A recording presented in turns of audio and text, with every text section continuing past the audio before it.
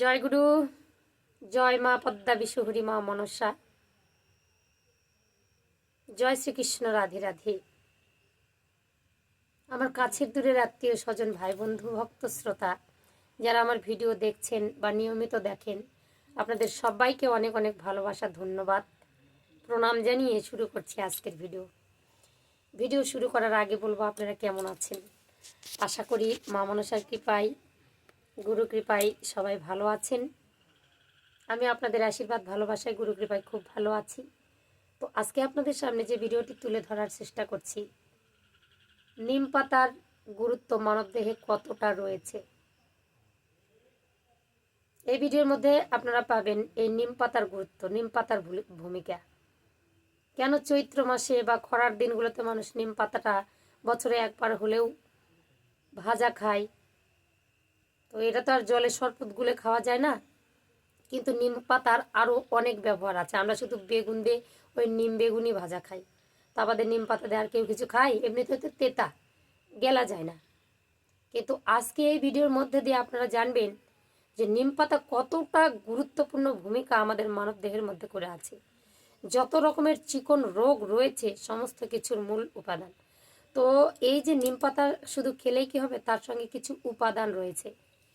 তো একটার সঙ্গে একটা, মানে দুটো করে জিনিস নিম পাতার সাথে এটা মেশাতে ওটা মেশাতে এক একটা রোগের মহা ঔষধি হবে। তো প্রথমে বলবো, এই নিম পাতাটা আমরা ভয়েতে খাই না কেন? প্রচণ্ড তিতা, সবাই খেতে পারে না। কেউ কেউ নিম পাতাকে এত ভালোবাসে, এই তিতাটাকে কেউ ভেজে হাফ কিলো পাতা ভেজে দিলে নিজে একাই খেয়ে নেয়। যারা খেতে পারে দেখবেন সবসময় তাদের শরীরটা কতটা ভালো, আর যারা খেতে পারে না তাদের শরীরটা কতটা খারাপ। এই সময়ে, এই যে খরার দিনগুলোতে, চৈত্র মাসের দিকে, গরমের সময়টা, গুটি বসন্ত, হাম পক্স এরকম কিন্তু বেরোয়, যেগুলো মায়ের দান বলা হয়। তো এই রোগের জন্য নিম পাতা কিন্তু প্রথম স্থান অধিকার করে আছে। বলে কেমন করে? এই সময় যদি আমরা নিম পাতা ভাজা খাই তাহলে আমার শরীরটা শীতল থাকে, এগুলো কিন্তু আক্রমণ করতে পারে না। আর যাদের হয়েছে তাদের শরীরের মধ্যে প্রচণ্ড জ্বালা পোড়া, জ্বর হয়, খেতে পারে না, খুব কষ্ট। আমিষ খাবার তো আমাদের এগুলোর মতে আমরা সনাতনীরা খাই না। যখন এই জিনিসগুলো বেরোয় ডাক্তারিরা সেটা মানা করে না, কিন্তু আমিষ খাবার খাই না, এমনিতেই শরীর হিট হয়, আরও বেশি হবে। তো আমরা খাই না, বাড়িতে ধূপ ধুনো আমাদের চলে, নানা রকম নিয়ম আছে এই মায়ের দানগুলো গায়ে এলে, প্রচণ্ড জ্বালাপোড়া। যার কারণে যদি নিম পাতা তুলে নিয়ে এসে যে পেশেন্ট আছে সেই ব্যক্তির বিছানার মধ্যে কাঁচা নিম পাতা বিছিয়ে তার উপর শোয়, তাহলে সেই জ্বালা পোড়াটা দূর হয় কাঁচা নিম পাতা। তো আজকে আমরা এই ভিডিওর মধ্যে দিয়ে জানবো শরীরের মধ্যে কত রকমের রোগের এই নিম পাতা কি করে আমরা ব্যবহার করলে আমাদের শরীর সুস্থ থাকবে। আমরা যদি জানতে পারি যে এর কতটা ভূমিকা আছে, তাহলে কিন্তু আপনাদের জীবনে কিন্তু পরিবর্তন হয়ে যাবে। আমরা শুধু ওষুধ ছাড়া কিচ্ছু বুঝি না, সব কিছু এই ওষুধের মধ্যেই আছে। কিন্তু আমাদের ভেষজ উদ্ভিদের মধ্যে এমন এমন, মানে কি বলবো, রহস্য লুকিয়ে আছে যেগুলো আমরা জানিই না। প্রথম যে রোগটা আমি সেটার কথা বলি। যদি আপনার এই যে কোনো রোগ, মানে নিম পাতার সঙ্গে যদি চিনি মিশিয়ে খান, তাহলে আপনার কি হয়? জন্ডিস রোগ, যেগুলো রক্ত অল্পতা। যে বাচ্চার তো জন্ডিসের জন্য এখন তো ভর্তি করে রাখাই হচ্ছে। মায়ের অ্যানোমিয়া ধরা পড়লে, মা যদি আয়রন ক্যালসিয়াম ঠিক করে খায় না, বাচ্চা পেটে এসে, এখন তো বেশি, বিশেষ করে অল্প বয়সে বাচ্চা হচ্ছে, শরীরে তো খাওয়ার মধ্যেও কত ভেজাল। তো মায়ের রক্তের তো প্রবলেম রয়েছেই, তার মধ্যে পেটে একজনা। তো অনেক বাচ্চা আমরা দেখি যে কাচের ঘরে ভর্তি থাকে, রক্ত কম, চোখ হলুদ। তো যাদের চিরতরে চোখ হলুদ হয়ে যায়, জন্ডিস রোগ আছে, এই নিম পাতার সঙ্গে যদি চিনি মিশিয়ে, নিম পাতার রসের সঙ্গে চিনি মিশিয়ে প্রত্যেক দিন সকালবেলা 2 চামচ করে খায়, জীবনেও অ্যানোমিয়া রোগ হবে না।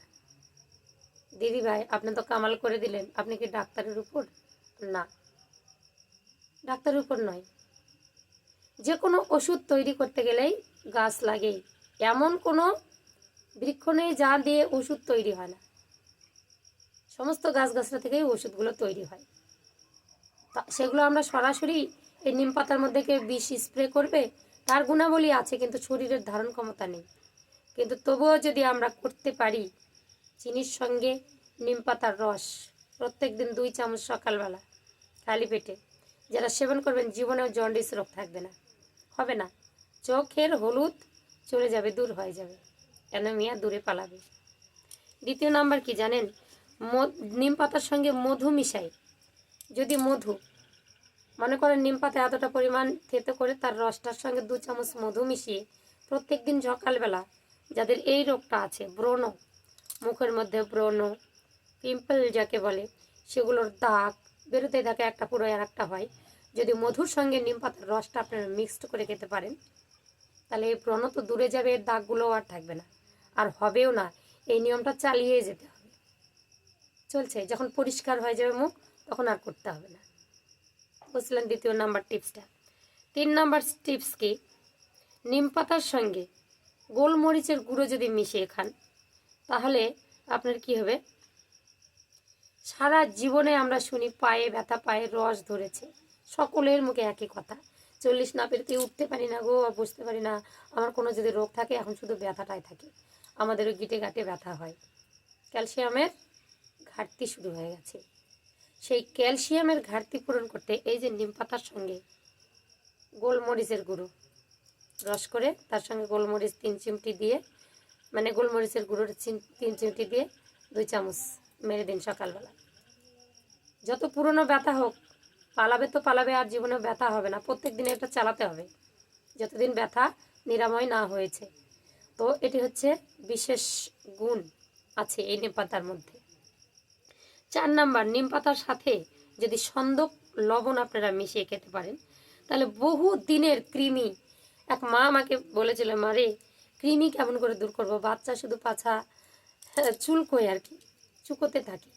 তো হ্যাঁ, সত্যি কথা বলতে কৃমিগুলো ছোট বাচ্চাদের এমন পরিমাণে বেড়ে যায় না, তাদের মিষ্টি খাবার, কখনো পায়খানার সঙ্গে ছোট ছোট গুঁড়ো কৃমি বেরিয়ে আসে, কারো কারো বড় কৃমি বেরিয়ে আসে, তা তাদের চেহারা লাগে না, তাদের কি হয়, ধীরে ধীরে পুষ্টি অপুষ্ট হয়ে যায়, যেটা রক্ত সেটা শোষণ করে খেয়ে নিচ্ছে।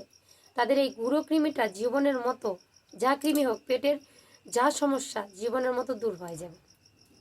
এই যে নিম পাতার রসের সঙ্গে যদি আপনারা এই সন্দক লবণ মিশিয়ে খেতে পারেন, 2 চামচ নিম পাতার রস, একটু সন্দক লবণ ফেলে দিয়ে সেটা যদি খেতে পারেন, তাহলে জীবনে কৃমির দোষটা, পেটের যে সমস্যাটা চলে যাবে।